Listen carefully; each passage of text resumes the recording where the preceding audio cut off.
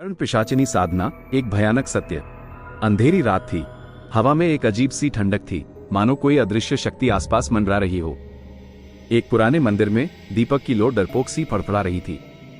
वहां बैठा था रवि, एक युवा और महत्वाकांक्षी व्यक्ति। उसके हाथ में एक पुराना ग्रंथ था जिसके पन्ने रहस्यों से भरे थे। वह कर्ण पिशाचिनी साधना में लीन था। रवि ने इस साधना को सिद्ध करने का निश्चय किया था।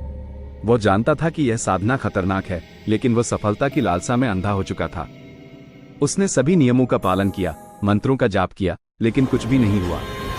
कुछ दिनों बाद रात को उसे एक अजीब सी आवाज सुनाई दी। यह आवाज धीरे धीरे बढ़ती गई और एक स्त्री की आवाज में बदल गई। आवाज ने कहा, तुमने मुझे जगाया है, अब तुम्हें मेरी सेवा करनी होगी।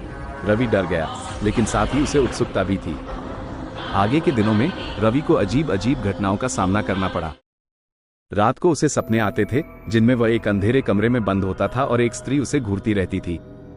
दिन में वह अकेला महसूस करता था, मानो कोई उसके साथ हो। एक रात जब रवि सो रहा था तो वह स्त्री उसके कमरे में आ गई। उसने रवि को जगाया और कहा, तुमने मुझसे एक वचन लिया था, अब तुम्हें उसे पूरा करना होगा। रवि समझ गया था कि वह किस वचन की बात कर रही है। रवि ने स्त्री से कहा, मैं तुम्हारी सेवा करने के लिए तैयार हूं, लेकिन मुझे बताओ कि तुम्हें क्या चाहिए। स्त्री ने मुस्कुराते हुए कहा, तुझे मुझे अपनी आत्मा देनी होगी। रवि डर गया और उसने विरोध किया, लेकिन स्त्री ने उसे मजबूर कर दिया। अगली सुबह रवि का शव उसके कमरे में पड़ा मिला।